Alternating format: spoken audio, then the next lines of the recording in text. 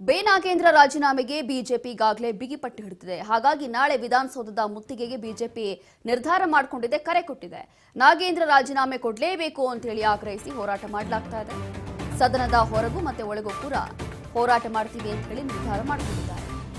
Freedom ಪಾರ್ಕ್ನಲ್ಲಿ ಪ್ರತಿಭಟನೆ ನಡೆಸಲಿರುವಂತಹ BJP freedom ಪಾರ್ಕ್ನಿಂದ ವಿಧಾನಸೌಧದವರೆಗೂ ಕೂಡ ರ್ಯಾಲಿ ಮಾಡ್ತೀವಿ, ಅದಾದ ನಂತರ ವಿಧಾನಸೌಧ ಮುತ್ತಿಗೆ ಹಾಕ್ತೀವಿ ಅಂತ ಹೇಳಿ ಈಗ ಕೇಸರಿ ಪಡೆ ಕರೆ ಕೊಟ್ಟಿದೆ.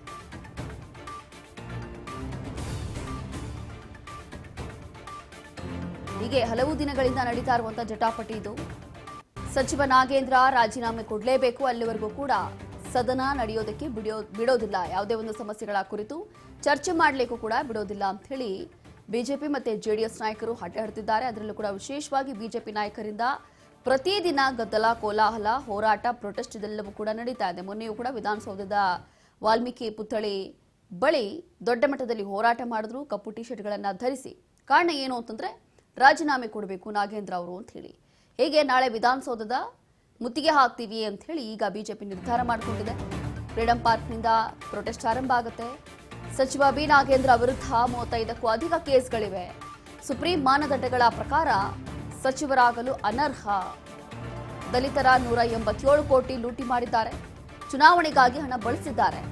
ವಾಲ್ಮೀಕಿ ಹಗರಣ ಖಂಡಿಸಿ ವಾರದಿಂದಲೂ ಕೂಡ ಈಗಾಗಲೇ ಬಿಜೆಪಿ ಪ್ರತಿಭಟನೆ ಮಾಡ್ತಾ ಇದೆ. ನಮ್ಮ ಪ್ರತಿಭಟನೆಗೆ ಹೆದರಿ ಆಡಳಿತ ಪಕ್ಷದಿಂದಲೂ ಕೂಡ ಪ್ರೊಟೆಸ್ಟ್ ಮಾಡಲಾಯಿತು. ಸರ್ಕಾರದ ವಿರುದ್ಧ ಆರ್ ಅಶೋಕ್ ಕಿಡಿಕಾರಿದ್ದಾರೆ. ಅಂದ್ರೆ ಮೊದಲನೇದಾಗಿ ನಾವು ಪ್ರೊಟೆಸ್ಟ್ ಮಾಡಿದ್ವಿ, ಅದಾದ ನಂತರ ಈಗ ಆರ್ ಅಶೋಕ್ ವಾಗ್ದಾಳಿ ನಡೆಸಿದ್ದಾರೆ. ಭಾಗವಹಿಸ್ತೀನಿ. ಸನ್ಮಾನ್ಯ ವಿಜಯೇಂದ್ರ ಅವರು ಅದರಲ್ಲಿ ಭಾಗವಹಿಸ್ತಾ ಇದ್ದಾರೆ. ನಾಳೆ 9:30ಗೆ ಪ್ರತಿಭಟನೆ ಫ್ರೀಡಂ ಪಾರ್ಕಿಂದ ಶುರು ಆಗ್ತದೆ. ಸರ್ಕಾರಕ್ಕೆ ಬಿಸಿ ಮುಟ್ಟಿಸುವಂಥ ದೃಷ್ಟಿಯಿಂದ ಮುಂದುವರಿಯುತ್ತೆ.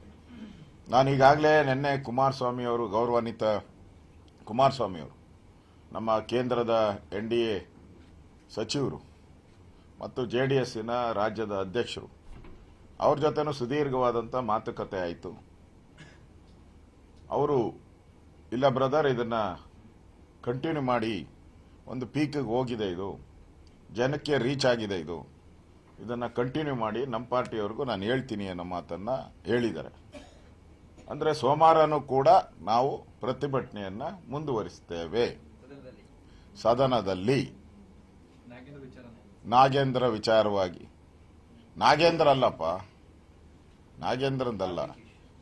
ವಾಲ್ಮೀಕಿ ನಿಗಮದ 187 ಕೋಟಿ ದಲಿತರ ಹಣವನ್ನು ನುಂಗಿರ್ತಕ್ಕಂಥ ನಾಗೇಂದ್ರ ವಿಚಾರವಾಗಿ ನಾನು ಭಾಗವಹಿಸ್ತೀನಿ.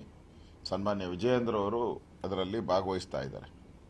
ನಾಳೆ 9:30ಗೆ ಪ್ರತಿಭಟನೆ ಫ್ರೀಡಂ ಪಾರ್ಕಿಂದ ಶುರು. ಈಗ ಇದೀಗ ಆರ್ ಅಶೋಕ್ ಅವರು ಕೂಡ ಕಿಡಿಕಾರಿದ್ದಾರೆ. ಜೊತೆಗೆ ಯಾವುದೇ ಕಾರಣಕ್ಕೂ ಕೂಡ ರಾಜೀನಾಮೆ ಕೊಡುವವರೆಗೂ ಕೂಡ ಹೋರಾಟ ನಿಲ್ಲೋದಿಲ್ಲ ಅಂತ ಹೇಳಿ ಈಗಾಗಲೇ ಬಿಜೆಪಿ ನಾಯಕರು ಕಡ್ಡಿ ಮುರಿದಂತೆ ಹೇಳಿದ್ರು. ಹಾಗಾಗಿ ಪ್ರತಿದಿನ ಸದನ ಯಾವಾಗ ಆರಂಭ ಆಯಿತು ಅದಾದ ನಂತರ ಪ್ರತಿದಿನವೂ ಕೂಡ ಈ ರೀತಿಯಾಗಿ ಹೋರಾಟಗಳನ್ನು ಮಾಡಲಾಗ್ತಾ ಇದೆ. ಯಾವುದೇ ಕಾರಣಕ್ಕೂ ಕೂಡ ಬಿಡೋದಿಲ್ಲ ಅಂತ ಹೇಳಿ ಹಠ ಹಿಡಿದಿರುವಂತಹ ಬಿಜೆಪಿ ಈಗ ಮೊನ್ನೆಯೂ ಕೂಡ ಕಾಂಗ್ರೆಸ್ ನಾಯಕರು ಕೂಡ ಪ್ರೊಟೆಸ್ಟ್ ಮಾಡಿದ್ರು. ಅಂತಂದ್ರೆ ಇಲ್ಲಿ ಸದನದ ಸಮಯ ಏನಿದೆ ಎಲ್ಲವೂ ಕೂಡ ವ್ಯರ್ಥ ಆಗ್ತಾ ಇದೆ. ಪ್ರತಿದಿನ ಈ ಒಂದು ಗಲಾಟೆ ಗದ್ದಲದಿಂದ ಎಲ್ಲವೂ ಕೂಡ ಟೈಮ್ ವೇಸ್ಟ್ ಆಗ್ತಾ ಇದೆ. ಅದ್ರ ಹೊರತಾಗಿ ಯಾವುದೇ ಸಮಸ್ಯೆಗಳು ಕುರಿತು ಸದನದಲ್ಲಿ ಚರ್ಚೆ ಆಗ್ತಾ ಇಲ್ಲ. ಇದೆಲ್ಲವೂ ಕೂಡ ಈಗಲೇ ನಿಲ್ಲಬೇಕು ಅಂತ ಹೇಳಿ ಕಾಂಗ್ರೆಸ್ ನಾಯಕರು ಕೂಡ ಪ್ರೊಟೆಸ್ಟ್ ಮಾಡಿದ್ರು. ಈಗ ಬಿಜೆಪಿ ನಾಯಕರಿಂದ ನಾಳೆ ವಿಧಾನಸೌಧದ ಮುತ್ತಿಗೆ ಹಾಕ್ತೀವಿ ಅಂತ ಹೇಳಿ ಬಿಜೆಪಿ ನಾಯಕರು ಕರೆ ಕೊಟ್ಟಿದ್ದಾರೆ. ಅದರಲ್ಲೂ ಕೂಡ ವಿಶೇಷವಾಗಿ ಫ್ರೀಡಂ ಪಾರ್ಕ್ನಿಂದ ಈ ಒಂದು ಹೋರಾಟ, ಈ ಒಂದು ರ್ಯಾಲಿ ಆರಂಭ ಆಗುತ್ತೆ. ಅದು ವಿಧಾನಸೌಧದವರೆಗೂ ಕೂಡ ಹೋಗ್ತೀವಿ, ಅಲ್ಲಿ ಹೋಗಿ ಮುತ್ತಿಗೆ ಹಾಕಲಿಕ್ಕೆ ಯತ್ನಿಸ್ತೀವಿ ಅಂತ ಹೇಳಿ ಈಗಾಗಲೇ ಬಿಜೆಪಿ ನಾಯಕರು ಕರೆ ಕೊಟ್ಟಿದ್ದಾರೆ. ಅದರಲ್ಲೂ ಕೂಡ ದಲಿತರ 187 ಹಣವನ್ನ ಲೂಟಿ ಮಾಡಿರುವಂಥ ನಾಗೇಂದ್ರ ವಿರುದ್ಧ ಮಾಡ್ತಾ ಇರುವಂತಹ ಪ್ರೊಟೆಸ್ಟ್ ಇದು ಅಂತ ಹೇಳಿ ಈಗಾಗಲೇ ಆರ್ ಅಶೋಕ್ ಕೂಡ ಹೇಳ್ತಿದ್ದಾರೆ. ಹಾಗಾಗಿ ಇವರೆಷ್ಟೇ ಪ್ರೊಟೆಸ್ಟ್ ಮಾಡಿದ್ರು ಕೂಡ ಅಥವಾ ಏನೇ ಮಾಡಿದ್ರು ಕೂಡ ಈಗಾಗಲೇ ಖುದ್ದು ಮುಖ್ಯಮಂತ್ರಿಗಳೇ ಸ್ಪಷ್ಟನೆ ಕೊಟ್ಟಿದ್ದಾರೆ. ಅಂತಂದ್ರೆ ನಾಗೇಂದ್ರ ರಾಜೀನಾಮೆ ಕೊಡೋದಿಲ್ಲ, ರಾಜೀನಾಮೆ ಪಡೆಯೋದು ಅವಶ್ಯಕತೆ ಇಲ್ಲ, ಬೇಕಾದ್ರೆ ತನಿಖೆ ಮಾಡಿಸ್ಲಿ, ಸರಿಯಾದಂಥ ತನಿಖೆ ಆಗಲಿ, ಅದಾದ ನಂತರ ಸಾಬೀತಾಗಲಿ, ಏನು ಕ್ರಮ ತಗೋಬೇಕು ಅದನ್ನು ತಗೊಳ್ತೀವಿ. ಅದನ್ನು ಹೊರತಾಗಿ ಎಲ್ಲದಕ್ಕೂ ರಾಜೀನಾಮೆ ಅಂತಂದ್ರೆ ಅದು ಸಾಧ್ಯ ಇಲ್ಲ ಅಂತ ಹೇಳಿ ಒಂದಷ್ಟು ಕಾಂಗ್ರೆಸ್ ನಾಯಕರು ನಾಗೇಂದ್ರ ಪರವಾಗಿಯೇ ಮಾತನಾಡಿದ್ರು, ಸದನದಲ್ಲೂ ಕೂಡ ಸದನದ ಹೊರಗೂ ಕೂಡ. ಹಾಗಾಗಿ ಖುದ್ದು ಮುಖ್ಯಮಂತ್ರಿಗಳು ಕೂಡ ಈ ಬಗ್ಗೆ ಸ್ಪಷ್ಟನೆ ಕೊಟ್ಟಿದ್ದಾರೆ. ಯಾವುದೇ ಕಾರಣಕ್ಕೂ ಕೂಡ ನಾಗೇಂದ್ರ ರಾಜೀನಾಮೆ ಪಡೆಯೋದಿಲ್ಲ, ಅವ್ರಿಗೆ ಬೇಕು ಅಂತಂದ್ರೆ ಇನ್ನೊಂದ್ಸಲ ತನಿಖೆ ಆಗಲಿ ಅಂತ ಹೇಳಿ. ಹಾಗಾಗಿ ತನಿಖೆಗೂ ಕೂಡ ಅನುಮತಿ ಸಿಗಬಹುದು. ಬಹುಶಃ ಈ ಒಂದು ಪ್ರಕರಣ ಈಗಾಗಲೇ CBI ಕಡೆ ಹೋಗ್ತಾ ಇದೆ. ಹಾಗಾಗಿ ಮತ್ತೊಮ್ಮೆ ಏನಾದರೂ ವಾಲ್ಮೀಕಿ ಹಗರಣದ ವಿಚಾರದಲ್ಲಿ ಮತ್ತೆ ಆರಂಭದಿಂದ ಅಂದ್ರೆ A to Z ಮತ್ತೊಮ್ಮೆ ಏನಾದರೂ ತನಿಖೆ ಆರಂಭ ಆಗುತ್ತಾ ಅಥವಾ ಇಲ್ವೋ ಅದು ಕೂಡ ಗೊತ್ತಿಲ್ಲ. ಸದ್ಯಕ್ಕೆ ಕಾನೂನಿನಲ್ಲಿ ಕೆಲವೊಂದು ಆರೋಪಗಳನ್ನು ಎದುರಿಸ್ತಾ ಇರುವಂತಹ ನಾಗೇಂದ್ರ ಅವರ ವಿರುದ್ಧ ಈ ರೀತಿಯಾಗಿ ಕಿಡಿಕಾರ್ತಿದ್ದಾರೆ. ಮತ್ತಷ್ಟು ಡೀಟೇಲ್ಸ್ ಕೊಡ್ತಾರೆ ನಮ್ಮ ಪ್ರತಿನಿಧಿ ಬಸವರಾಜ್ ಹೋಗಾರ್. ಈಗ ನಾಳೆ ಮಾಡ್ತಾ ಇರುವಂತಹ ಪ್ರೊಟೆಸ್ಟ್ ಯಾವ ರೀತಿಯಾಗಿ ನಡೀಬಹುದು? ಅದರಲ್ಲೂ ಕೂಡ ಈಗ ಆರೋಶಕ್ ಅವರು ಸ್ಪಷ್ಟವಾಗಿ ಹೇಳ್ತಾ ಇದ್ರು, ಯಾವುದೇ ಕಾರಣಕ್ಕೂ ಕೂಡ ಬಿಡೋದಿಲ್ಲ, 187 ಕೋಟಿ ಹಣವನ್ನ ನುಂಗಿರುವಂತಹ ನಾಗೇಂದ್ರ ವಿರುದ್ಧ ಮಾಡ್ತಾ ಇರುವಂತಹ ಪ್ರೊಟೆಸ್ಟ್ ಅಂತ ಯಾವ ಸ್ವರೂಪವನ್ನ ಪಡಿಬಹುದು? ನಿಜವಾಗ್ಲೂ ನಾಗೇಂದ್ರ ರಾಜೀನಾಮೆ ಪಡೀತಾರ ಅಥವಾ ಇಲ್ವಾ ಅಂತ? ರೋಶಿನಿ, ಕಳೆದ ಒಂದು ವಾರದಿಂದಲೂ ಕೂಡ ವಾಲ್ಮೀಕಿ ನಿಗಮದಲ್ಲಿ ಆಗಿರತಕ್ಕಂತ ಭ್ರಷ್ಟಾಚಾರದ ಆರೋಪ ವಿಚಾರಕ್ಕೆ ಸಂಬಂಧಪಟ್ಟಂತೆ ಸಚಿವ ಬಿ ನಾಗೇಂದ್ರ ಅವ್ರನ್ನ ಸಚಿವ ಸಂಪುಟದಿಂದ ವಜಾ ಮಾಡಬೇಕು ಅನ್ನುವಂಥದ್ದನ್ನ ಆಗ್ರಹಿಸಿ ಬಿಜೆಪಿ ನಾಯಕರು ಸದನದ ಒಳಗೆ ಮತ್ತು ಸದನದ ಹೊರಗೆ ಎರಡೂ ಕಡೆ ಕೂಡ ಪ್ರತಿಭಟನೆಯನ್ನು ಕೂಡ ಮಾಡ್ತಾ ಇದ್ದಾರೆ. ಅದರ ಮುಂದುವರೆದ ಭಾಗವಾಗಿ ಈಗ ನಾಳೆಯಿಂದಲೂ ಕೂಡ ಇನ್ನು ಒಂದು ವಾರ ಕೂಡ ಅಧಿವೇಶನ ಕೂಡ ಇರುವಂತದ್ದು. ಆ ಒಂದು ವಾರದ ಒಳಗಡೆಗಾಗಿ ಸಚಿವ ಬಿ ನಾಗೇಂದ್ರ ಅವ್ರನ್ನ ಸಚಿವ ಸಂಪುಟದಿಂದ ವಜಾ ಮಾಡಬೇಕು ಅನ್ನುವಂತ ನಿಟ್ಟಿನಲ್ಲಿ ನಮ್ಮ ಹೋರಾಟ ಮುಂದುವರಿತೆ ಅನ್ನುವಂತ ಮಾತನ್ನ ಇವತ್ತು ವಿಪಕ್ಷ ನಾಯಕರಾಗಿರ್ತಕ್ಕಂಥ ಆರ್ ಅಶೋಕ್ ಅವರು ಕೂಡ ಹೇಳಿರ್ತಕ್ಕಂಥದ್ದು. ಪ್ರಮುಖವಾಗಿ ನಾಳೆ ಫ್ರೀಡಂ ಪಾರ್ಕ್ ಇಂದ ವಿಧಾನಸೌಧದ ಮುತ್ತಿಗೆ ಕಾರ್ಯಕ್ರಮವನ್ನು ಕೂಡ ನಾವು ಹಮ್ಮಿಕೊಂಡಿದ್ದೇವೆ. ಅದರಲ್ಲಿ ನಮ್ಮ ಬಿಜೆಪಿಯ ಕಾರ್ಯಕರ್ತರಾಗಿರ್ಬೋದು, ಶಾಸಕರು ಮತ್ತೆ ರಾಜ್ಯಾಧ್ಯಕ್ಷರು ನಾವು ಎಲ್ಲರೂ ಕೂಡ ಅದರಲ್ಲಿ ಭಾಗವಹಿಸ್ತೇವೆ.